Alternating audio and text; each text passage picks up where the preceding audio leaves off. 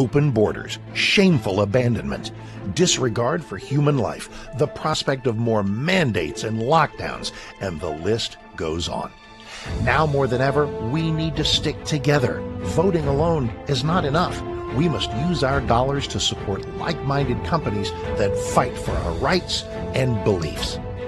Patriot Mobile is America's only Christian conservative wireless provider who shares your values. Last year, we gave more than $500,000 to conservative causes. With your support, we'll give more than $1.5 million this year.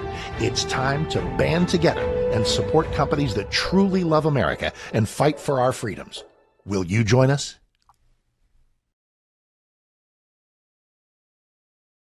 Scott and Jim Waters.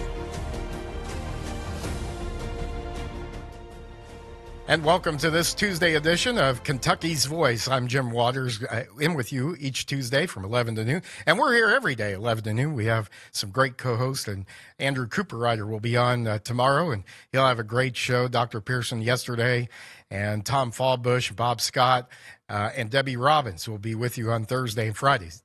And so we're glad you're making this part of your day.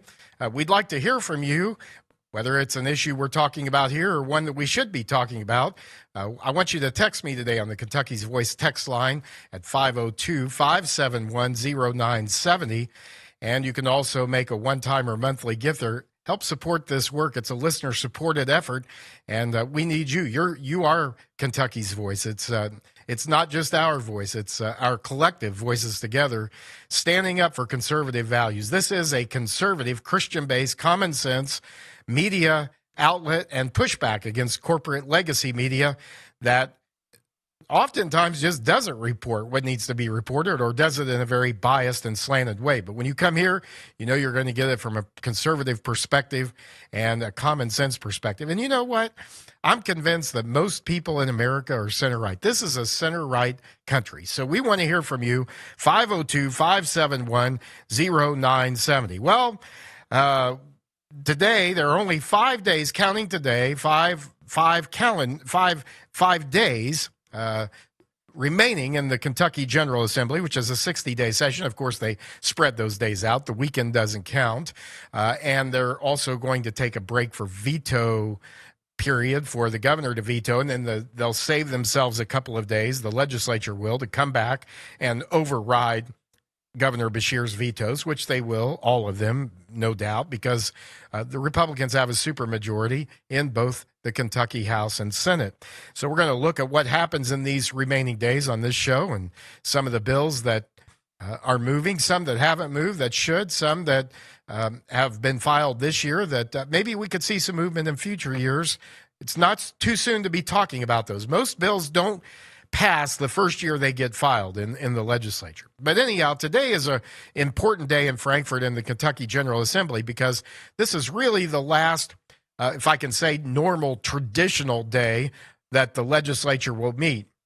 They'll have a day tomorrow they'll meet for concurrence, and that means that they will take bills that pass the House and the Senate, but there were changes made by either body, and when changes are made to a bill, it has to go back to the original body in order for there to be agreement. So in other words, both the House and the Senate have to agree on any changes made in the bill, any amendments made in legislation before it is sent to the governor's desk, before it passes. If they can't agree, it doesn't pass, even though a version of the bill passed both the Kentucky House and Senate. And that happens sometimes.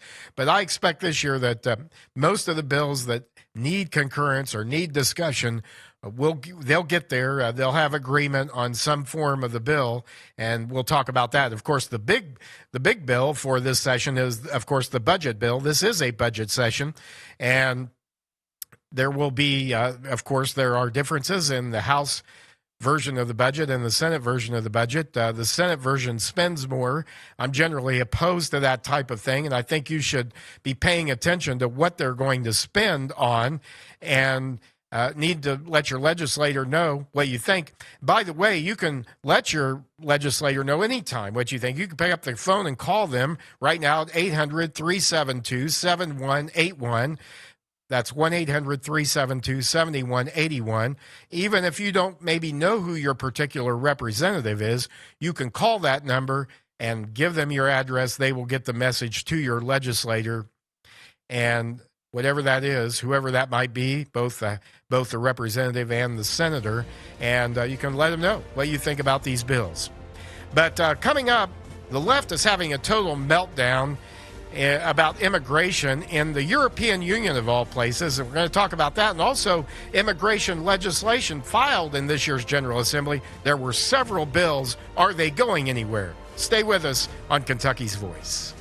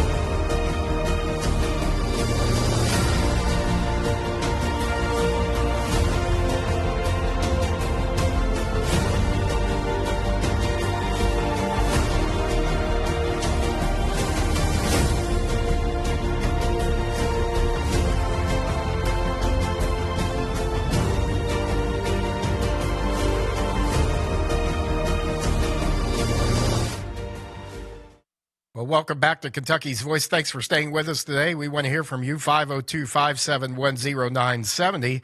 And I'd like to hear especially about immigration issues today. I want to talk a little bit about those, and I haven't had a chance to really drill down until this show today on what's happened legislatively with some of that, and I thought I would update you in this show today. But first of all, let's take a look at what's happening in all places of the European Union. The left is having a total meltdown over this. Something historic just happened in Brussels.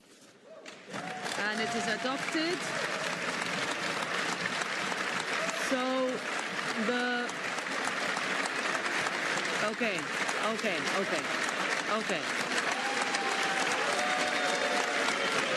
This is the chamber of the European Parliament, the same parliament that for decades lectured sovereign nations about the importance of open borders and human rights. And just literally days ago, it voted to begin mass deportations throughout the continent, Trump style. The same institution that called Europe's patriots far-right extremists, the same institution that labeled concerns over mass migration racist, the same institution that's been punishing nations like Hungary and Poland for refusing to open up their borders, that institution just voted by a huge margin to do exactly what those patriot leaders have been demanding for years. And so this is the European Union here. We've been saying it for years on this show, though, that, in fact, since we started this program, Kentucky's Voice, more than 2 years ago, we've been saying it, of course, that America must secure our borders, and we must deport those who are here illegally, especially criminals. But the truth is, folks, that all illegal entrants are lawbreakers. And this is something that even Republicans, the establishment in both parties, certainly have resisted talking about and have refused to acknowledge many times in the debate over immigration policy. But the fact is that even the elites now in Europe, and the European Union has been about as left and woke as you can get, but now they're getting the message because they're seeing what's happening in America, and they're also looking at the problems they're experiencing because of immigration. And part of that is a large, growing Muslim population. There's a real fear about that. And so now we have this historic shift in Brussels where the European Parliament has voted on a very conservative immigration policy, a Trump-like border security policy. But it wasn't that long ago that this body was lecturing the world about the need for open borders and how, and many of these same people were calling border concerns and those who had concerns about borders racist, and they were shaming conservative leaders like Hungary's Viktor Orban and punishing Hungary and Poland for protecting their people and trying to secure their borders. Now they're voting for the same thing that they criticized before, mass deportation, Trump style. The vote wasn't close, 389 to 206 to approve what they call the new returns regulation. It's a sweeping new framework to accelerate deportations across all 27 countries in the European Union. Wasn't close. This is a center-right vote. This is right-leaning groups uniting and getting a clear victory here. It will be the toughest mass deportation policy in Europe in over 100 years. I think this is pretty amazing because for years, the EU has ran on kind of a managed chaos policy. Illegal migrants, mainly from North Africa, many from the Middle East, they got deportation orders, sure, but nothing happened. They ignored them, and there's been no enforcement of those policies. In fact, the research shows that only 1 in 5 of folks in the EU who received deportation orders actually left the country. 80% of them just simply ignored the orders through endless appeals, delays, bureaucracy stacked against enforcement, and making it difficult to enforce these laws because of woke, leftist, liberal, progressive policies, and not liberal in the right way, liberal in the harmful way to countries, to their economies, to their populations, to their cultures. The result was, quite frankly, a skyrocketing Muslim population in many cities. It transformed neighborhoods. There's rising crime, not just the Muslim issue, but just rising crime in general, with, quite frankly, daughters afraid to walk home at night, afraid to walk home from work or school, wherever they may be. And the citizens were told in the previous approach by the liberals and the progressives and the wokists that if you want law and order, that makes you a bigot. Where have we heard that before? We've heard that in this country. And now it's all cracking. This is a failed globalist experiment that is cracking. And it's the same kind of spirit and same kind of philosophy that we have seen in this country from socialists like Mamdani in New York and his ilk, and the collectivists who want to say it's not compassionate to have a border policy. It's not right. Well, what about folks who have experienced crime at the hands of illegal immigrants, which it's been a huge problem?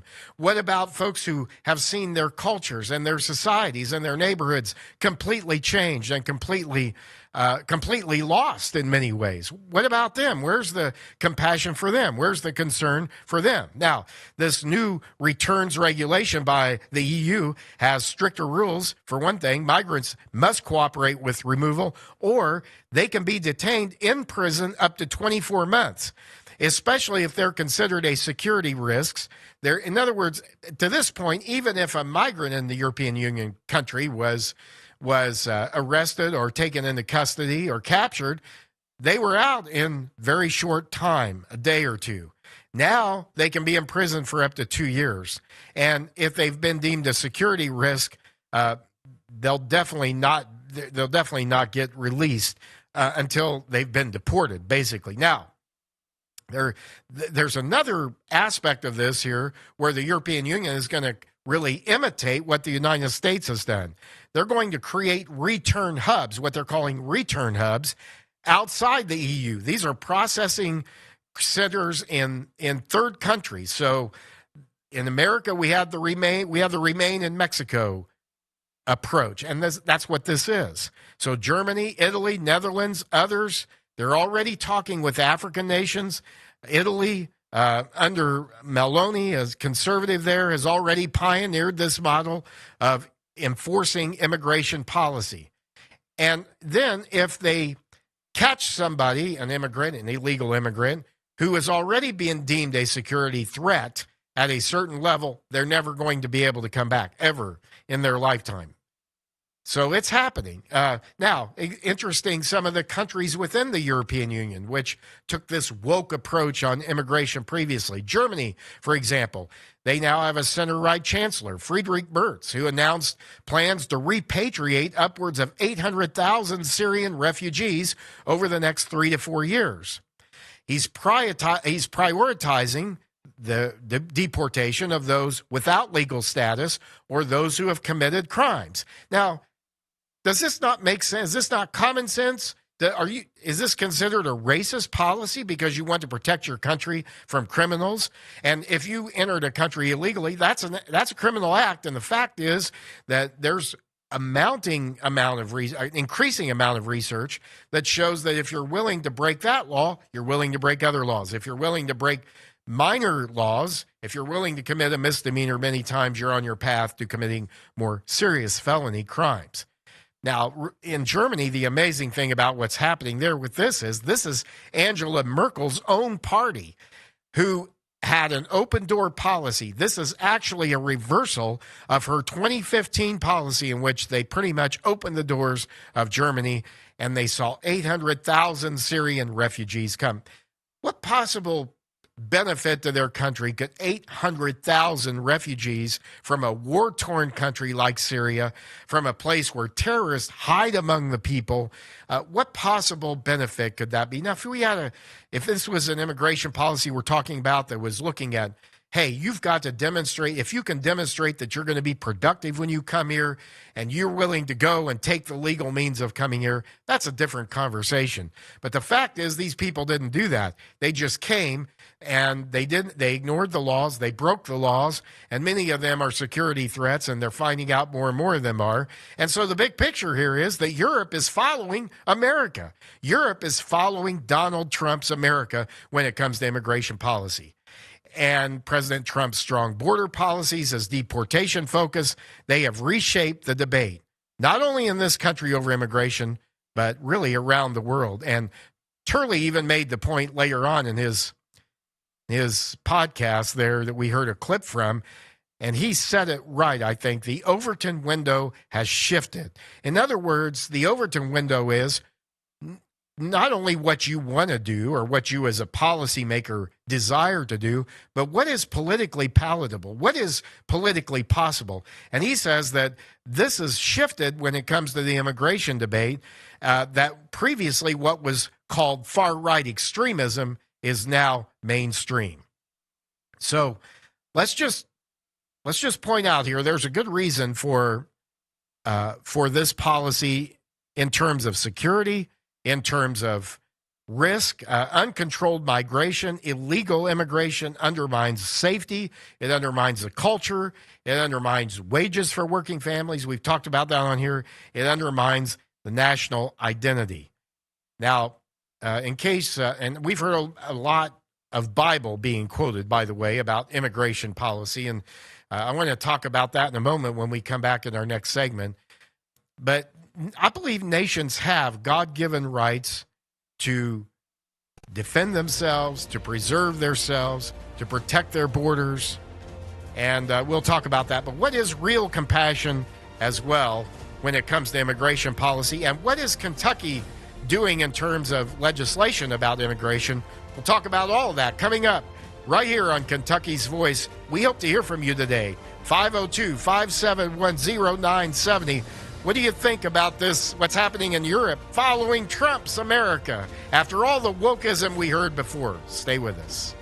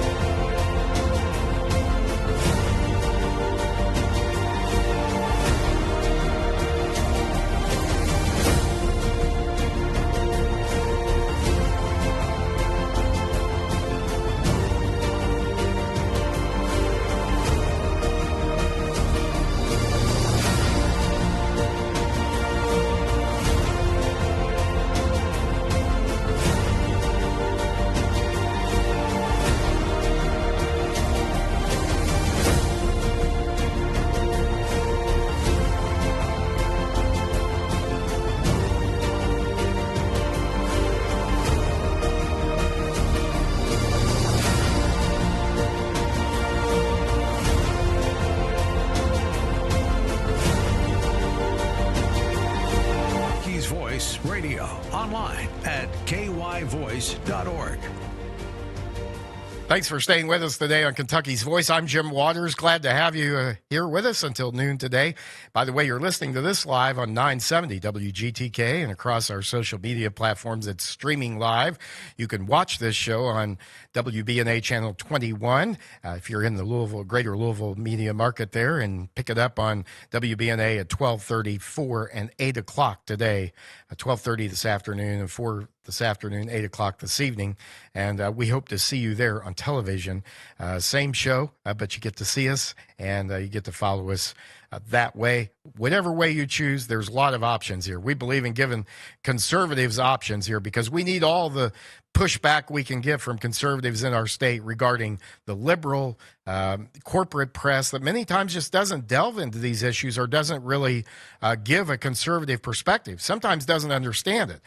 Look, I think we saw that in the first debate by a Louisville TV station with the Republican U.S. Senate candidates last week, where really the moderators and the questioners didn't really at all, it was apparent, didn't understand the conservative issues, didn't understand what was happening, the dynamics of what was happening in the race in terms of issues, in terms of what should be priority, in terms of discussion among the candidates.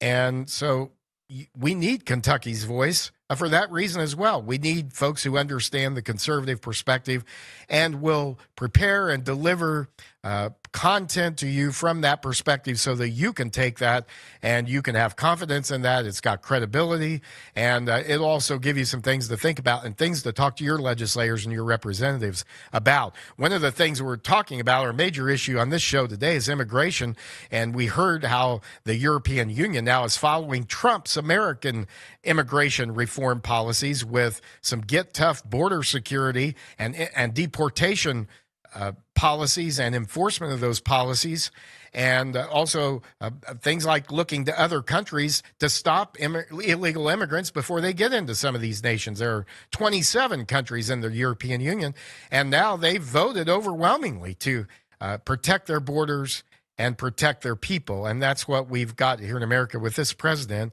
protecting borders, protecting people. Now, this issue, immigration, is an emotional issue. And that's why this is so controversial at times in the approach that's taken, because I think there is a misunderstanding about what compassion really is and what the right policies really are and what America's all about. And look, I get it, but every time we make policy decisions, especially decisions that are going to bring about a sea change in our society, like immigration reform is doing and will continue to do, every time that we make those decisions based on emotion and not based on research, not based on fact, not based on common sense, not even based on what we observe happening right before us, that's when we get some really bad policy, and bad policy always produces bad outcomes and bad results. And so it's a tough policy because America is a nation of immigrants, because everybody that really came here, or most people, unless you find your ancestry in Native Americans here, pretty much everybody else came here at one time as an immigrant. But what we're talking about is illegal immigration. We're talking about criminals and people in other countries not having a respect for our law. And look, if you break a law, you're a criminal. If you break our immigration laws, you're a criminal. And if you come here because of that and you begin to mooch off our benefits and you begin to benefit from the hard work and the investment that Americans have made in this society, and you aren't at least returning that, you're not productive, you're not investing in that, but you're a criminal if you come and break those laws in the first place. But certainly if you're on welfare, if you're not productive, that our founders wanted immigration policy that resulted in people coming here and contributing to our society, contributing. We saw that, for example, during World War II, when there were scientists from the Axis countries like Germany, like Japan, like Italy, like other communist countries that came here in some cases during the Cold War. And they were scientists, and they brought with them a knowledge of science that we didn't have, that contributed in some ways oftentimes to our victories in war. And so did they contribute to America? They contributed to saving lives. Yes, they did. They contributed to our society becoming the most powerful, most productive, most prosperous society in the world. And they had a part to play in that. But they didn't come crossing the border illegally. They came here as legal immigrants. And the friends I have who are here legally are the biggest advocates for the kind of immigration reform we're seeing from President Trump. Now, has it been messy at times? Yes. It's not always been smooth and easy, and it's not going to be. It's a tough issue to deal with. But I do not want Syrian refugees here that we don't know anything about. I don't want populations from these Muslim-dominant countries that we don't know anything about. Now, someone who comes here legally and we know who they are and they're productive and they're visible and they're paying taxes and they're good citizens, then that's a different story, but still they must come here legally. And that's the big sticking point with a lot of people here. And then we have division even within the Republican Party about what is right and what is Christian. Is this a Christian policy? Are we being unchristian? Are we somehow other being hard-minded and without feeling and without concern for these people? Well, I don't think so. But it doesn't help when you have a state legislator standing up in the legislature condemning the policy that now other countries are copying. In fact, Europe is following that. In large print, they've made that their blueprint for immigration reform. But we've had those even in our state legislature who have stood up and really kind of chastised the Trump administration. Let's hear that clip. So we're caught in a bind. We've got people that are here illegally. We have a need for those people to be here. The criminal element needs to go, no question. Mr. President, I hope there comes a day soon that the federal administration draws a line in saying it's time to tone this down. It's time to look at those who are remaining in the country. If they've been here 2-3 years, they're productive citizens, they're contributing to our economy, let's give them a path to stay in this country. Let's tone all this rhetoric down on the left and on the right, and let's do the right thing. When you look up here, it says, "In God we trust." And over the last few weeks, and I'm not going to attempt to preach any kind of sermon, but I've been coming in early, reading the Bible. I had no anticipation of getting choked up on this, and I apologize. In Matthew, it talks about treating others, even your enemies, those you hate, treating them with kindness. I think we're forgetting that right now, where we are as a country. And I think that it's time for us to go in a different direction. And do we need to tighten up our borders? Absolutely. But wouldn't it be great that while we're doing all these enforcement efforts and we're removing illegal immigrants, that we create a path for some to stay, and then we celebrate streamlining an immigration process to get those immigrants here that we need. But we do need to tone it down and not forget the folks that are here that are not a criminal element and why they're here and the purpose of the actions that they took.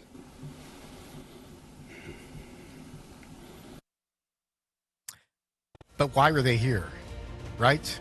Why are they here is not the issue. The fact that they're here illegally is the issue. And if you're going to say it's uncompassionate to enforce the law, where are you going to draw the line on that? We'll talk more about Senator Carroll's comments from Paducah. I respect him, but he's wrong about this, and we've had this mixed message for way too long. We'll have a clear message when we come back.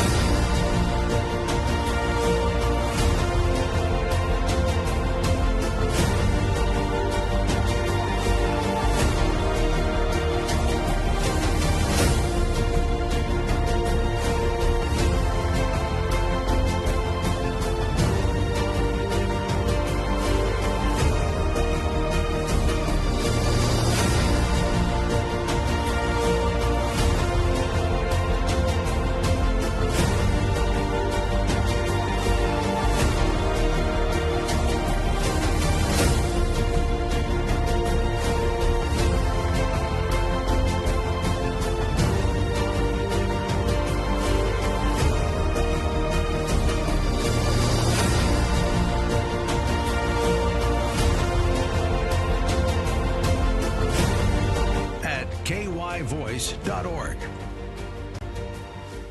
Thanks for staying with us here on Kentucky's Voice today. Jim Waters in with you. You're listening to this live on 970 WGTK. Hope you'll join us on TV this afternoon, 12:30, 4 and 8 o'clock this evening, and also across social media.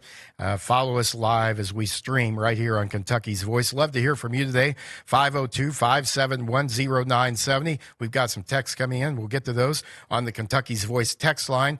What do you think about what's happening, the European Union copying Trump's immigration policies? And if you would have told me just a few years ago, even a year ago, that this would happen in the European Union after how they slammed conservatives for being bigoted and racist simply because they want to defend their borders and they want to have secure borders and they want to have a sovereign nation and they want to protect their people, I would have said you're crazy. But this is the impact that Trump has had in terms of that policy, which he's made his signature policy of this term as president. Now, we heard Senator Carroll before the break, Senator Danny Carroll, who represents Western Kentucky. He's a former law enforcement officer. I think he was a state trooper, and we heard him waffling, and this is the problem. And he was waffling. Now, look, I think our Republican legislature has done a good job in many ways. They certainly, when it comes to our economic situation, they made great strides and great improvements. But I also know that this show, we have to hold politicians accountable, or else we don't have credibility to speak on these issues if we're giving somebody a pass just because they're in a particular party or even because we like them personally. And so this is a criticism of Senator Carroll, and not just of him, but of this whole establishment fear of taking a stand on an issue like immigration. We heard that waffling back and forth. Yeah, we know people are here illegally, but we've got to find a way for people who are here legally and who are productive to stay here. We've got to find a path to citizenship, and it's back and forth and back and forth and back and forth. And they don't like it because Donald Trump, a strong personality who is not a waffler, and agree with him or not, and there's issues I don't agree with him on and haven't agreed with him on, but he's not a waffler. I mean, I don't agree with President Trump on his attack on Congressman Massey. I just don't. But I know where he stands. There's no question about where he stands and where Congressman Massey stands and where Ed Gallrain stands. And so there's no issue with as far as what their stance is. We may disagree on what that stance says and what it is, but there's no waffling on that. And we've heard a lot of waffling on immigration policy because I think people are, and I've looked at this too, and it's a big issue. Like, we've got all these millions of people now who are in this country. How are we going to send everybody back? How are we going to deport everybody? Well, President Trump is trying basically to do that. And then you have the senator talking about biblical. We've heard the governor talk about this as well. Are these things contradictory? Is it contradictory to want to secure our borders, keep our people safe, have a legal system by which people can come to this country? Is that in contradiction with biblical principles? And I don't believe it is. I believe the Bible has given nations God-given rights to their borders and to preserving their nations. Look at Israel. There weren't open borders there. When you became an Israelite, you had to go through a certain process to even become a part of that people, and they protected their borders. Now, they could have enlarged their borders in the biblical times, but that's a theological discussion for another day. But Israel was a nation. God recognized a nation that had borders to the east, the west, the north, and the south. And they do to this day. And, of course, they are surrounded by people who largely in countries who want to destroy them. But there is no doubt about where the borders of Israel are and where those end and where the nations that want to destroy them begin. So there's no biblical precedent for saying that a policy that protects our immigration laws and that respects those and upholds those and enforces those is somehow unbiblical or unchristian. It's just the opposite.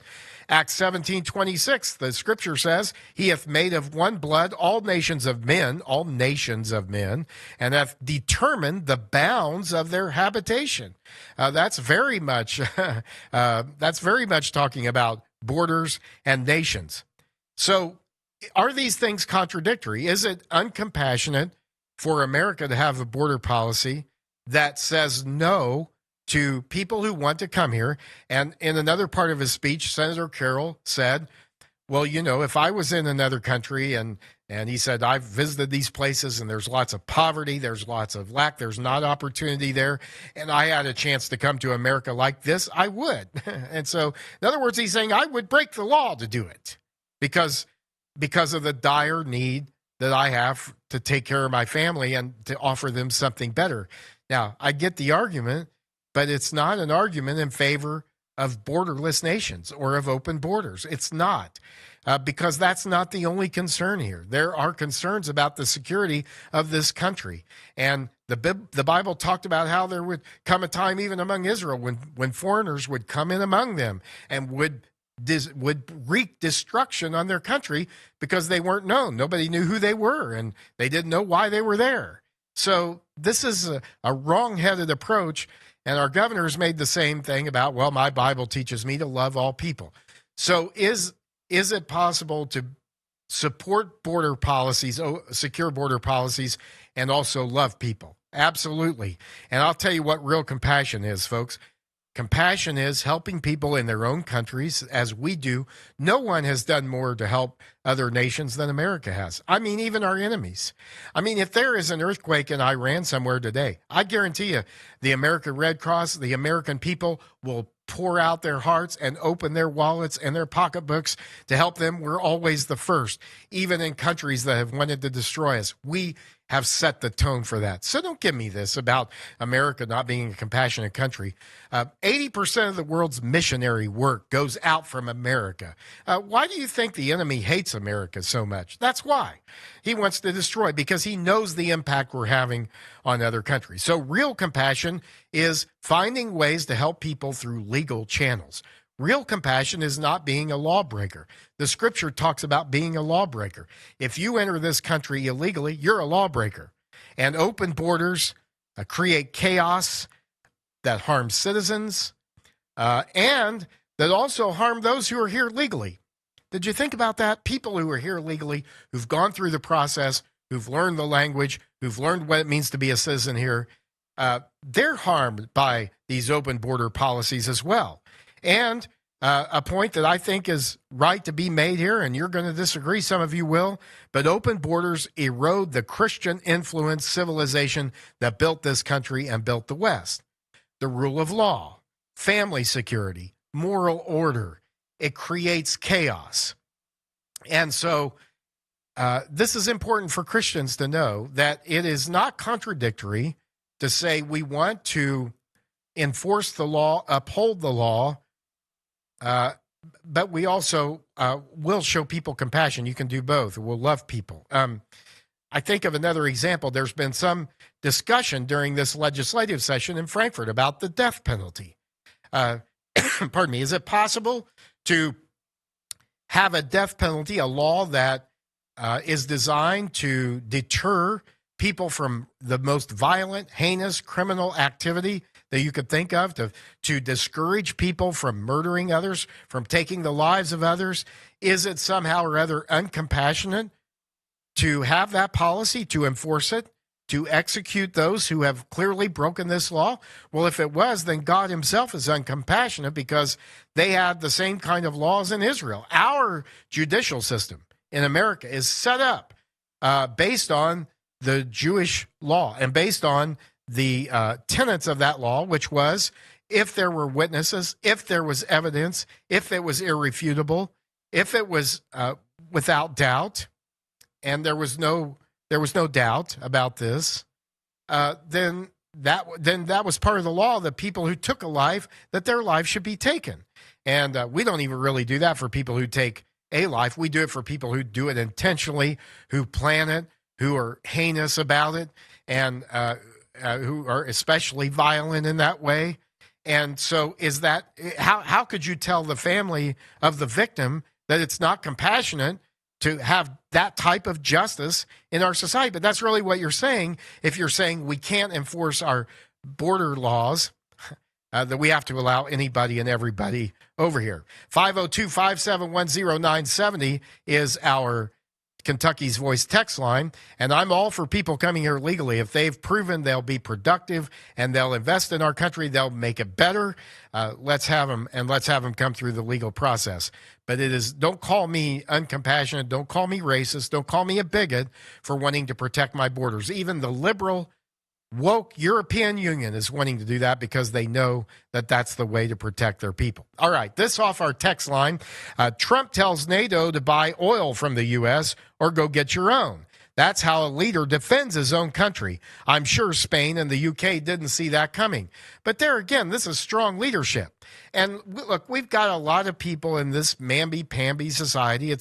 We've become soft that are opposed to strong leadership. They're opposed to people making definitive decisions. And so I'm going to say thank God for a leader like Donald Trump versus what we would have had. Can you imagine Kamala Harris in office at this time? Can you imagine the disaster that she would have been with some of the issues we're facing with Iran, with the immigration policy, with the energy needs that we have? Can you imagine that? And so thank God that we have a leader who's not perfect, but who could make a decision, who doesn't have a problem, who doesn't waffle. There's no waffling when it comes to where does Donald Trump stand on immigration? Where does Donald Trump stand on important issues like school choice, like spending, like tax cuts? Where does he stand? Has it been perfect? No.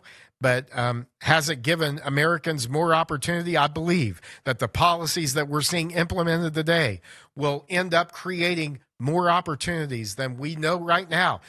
There's always a lag in the policy. You implement a policy, it always takes a time for it, especially positive ones, especially ones that are going to benefit our nation. You know, I think it was right for Trump to tell NATO, help pay your own defense. We've paid for it long enough. I mean, America has carried the free world. America has led the free world. And this is just another example of this. I'll tell you, real leadership is when someone else imitates what you're doing. And we see that in the European Union. How amazing is that? All right, what's happening in the legislature this year with immigration bills? We'll touch on that when we come back. Stay with us here on Kentucky's Voice. 502-571-0970. Let us know what you think about what's happening with immigration or any other policy right here. We'll read it on the air. Have a great.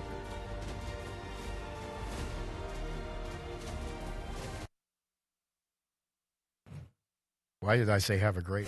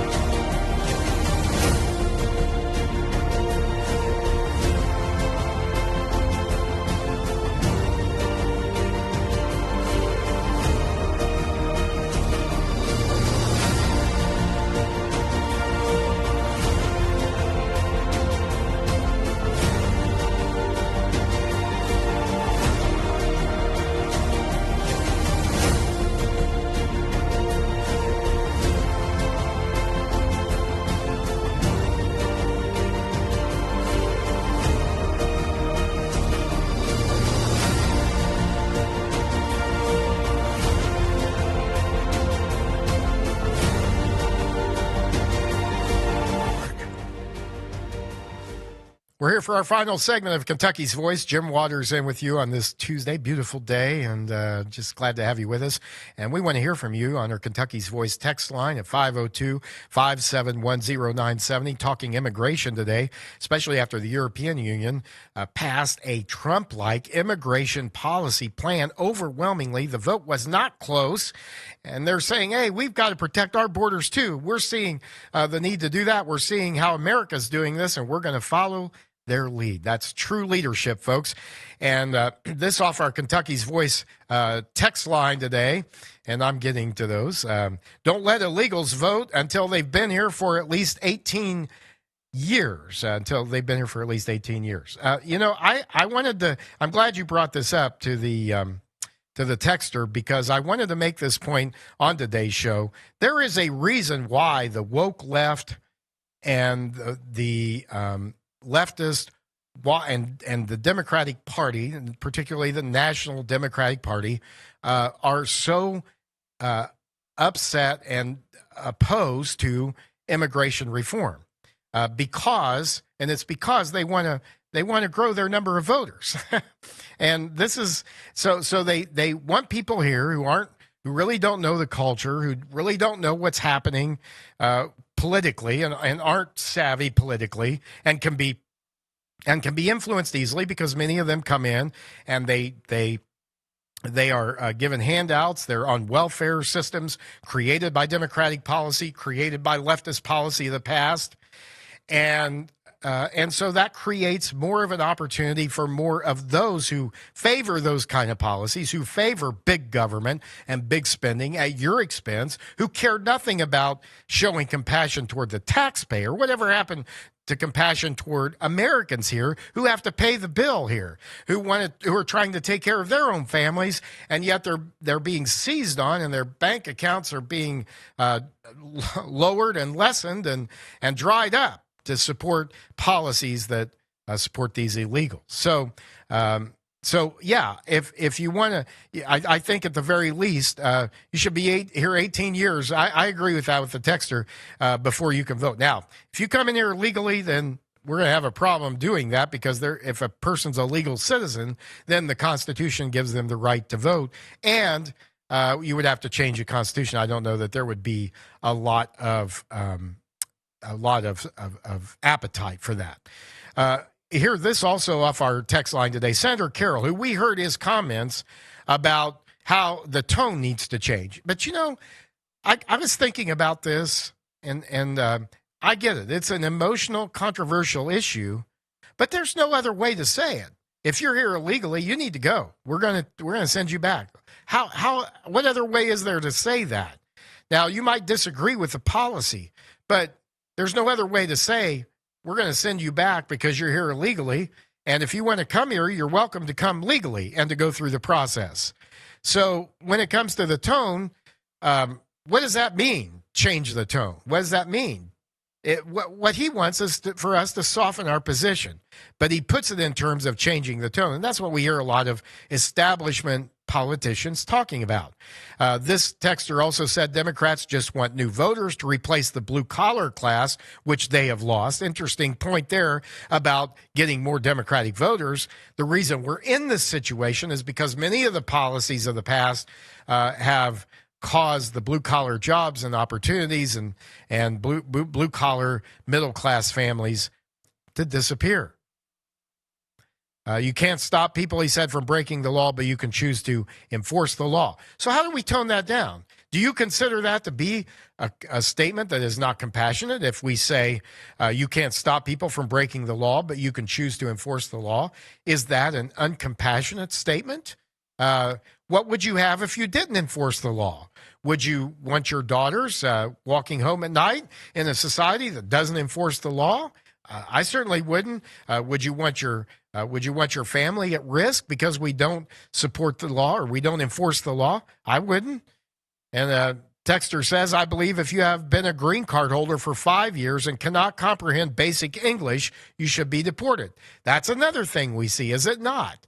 That people who come here should learn the language. If you can't learn the language and you're not willing to try to learn the language, then you need to go. and this is for all Uber drivers, by the way, learn the language.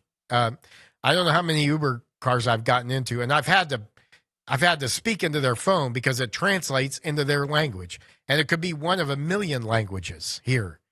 And I say, how long have you been here? 5 years, 6 years, 7 years. And they can't even speak any basic English because they just don't want to.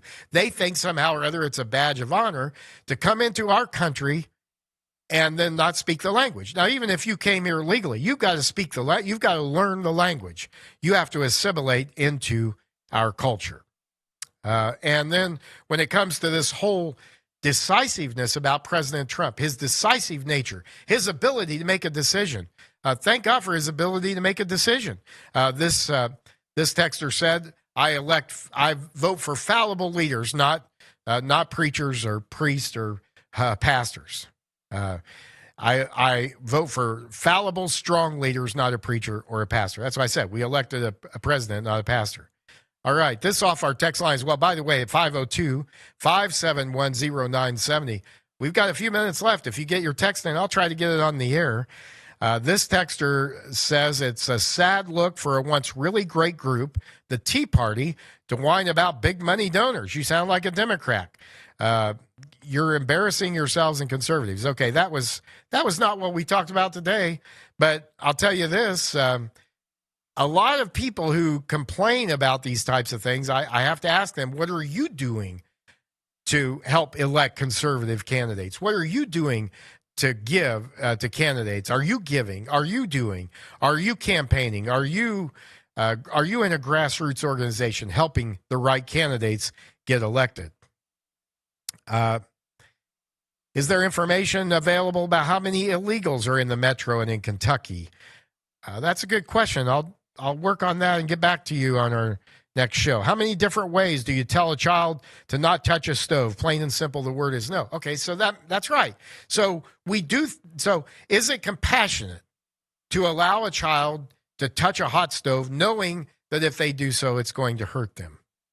Is it compassionate for a nation not to enforce its border laws, knowing that if we don't, we have open borders, we're going to have criminals come in, we're going to have murderers and rapists and violent people come in who are going to try to take away our country, take away the prosperity, the liberty that we've had, because there are different ways to take away liberty. One is to elect communist or collectivist leaders or socialist leaders who take away your property, take away your things, and infringe upon your First Amendment rights to speak and to believe what you want and to speak it how you want.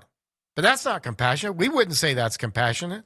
That's not the right policy. But there's also that's one way of taking away liberty. But there's also if you can't go outside your home because the laws aren't being enforced against violent criminals, that's also taking away your liberty. Even if there are laws on the book, if they're not being enforced, that's taking away our freedom. There are different ways for that to happen. It's just like you wouldn't let a small child touch a hot stove without trying to warn them, at least without trying to prevent them from being harmed. And that's a really good point, I think, from our Kentucky's Voice text line, 502-571-0970. And love to hear from you. We've got a couple of minutes left. Now, in Frankfurt, there have been several bills filed. There's at least 10 bills, immigration-related bills filed during this session. Most of them are going nowhere. The one bill that is moving is Senate Bill 104, and this requires anyone within 25 feet of a first responder, including ICE agents, who stay there after being told to move back could be guilty of a misdemeanor on the first time and escalating penalties after that. So that bill, that is the only bill moving in the Kentucky legislature, Senate Bill 104, that is related to immigration, and it is more about ICE agents trying to do their job. So this protects immigration enforcement agents trying to do their job, and it protects them from people who want to create mayhem, create chaos. And that's the one bill. There were two bills that had leaders on board as co-sponsors. You've got to understand the legislature. If the leadership's not behind a bill, it's not going to get out of committee. And most of the immigration bills have not gotten out of committee. There's been several bills filed, and Representative Shane Baker has, in fact, filed a couple of bills that I think are important and we need to know about them. House Bill 186 would limit local offices like the mayor, those who want to serve as mayor, city council person, fiscal court magistrate, a school board member who want to serve on soil and water districts. They would have to be natural-born U.S. citizens only. And House Bill 259 would propose a constitutional amendment extending similar restrictions to nearly all state-level offices. So if you want to be governor, attorney general, you want to be a legislature, you want to be a judge, you would have to be a natural-born U.S. citizen. You could not be a naturalized citizen. You could not hold dual citizenship in two different countries. You would have to be a natural-born U.S. citizen. That bill is really going nowhere. It's died. Both those bills have died in committee. The leadership has not really signed on in terms of being a co-sponsor of that bill, which matters. If you're in the legislature, your chances of getting a bill passed would be much better. Another bill that is not going anywhere that should be, it's in the Transportation Committee, would be House Bill 70 that would require voters to show citizenship status in order to vote. And it would also require new or renewed state IDs and commercial driver's licenses. They must denote whether the holder is a U.S. citizen or non-citizen. That's what that is. And then you would have to show that, I believe, when you vote. So very little time left for these bills. This is really the last normal day of the legislature. They'll take time off after tomorrow's session for a veto period in which the governor will decide whether to sign or veto bills that both bodies have passed and agreed on. And then the legislature has saved itself a couple of days to come back and override those vetoes. That's the way it works in Frankfurt. That's where we're at. And thank you. This has been a good discussion today. Thanks for the text and the opinions about legislative policy. We've had lots of bills filed, not going anywhere. Not unusual for bills filed their first time around, but we need to work on this for the next session and see what kind of immigration reform we can come up with as a state to support our citizens here and to protect our way of life. Thank you for joining us. Kentucky's Voice. Be with us again tomorrow. Andrew Cooper Ryder here at 11. God bless you.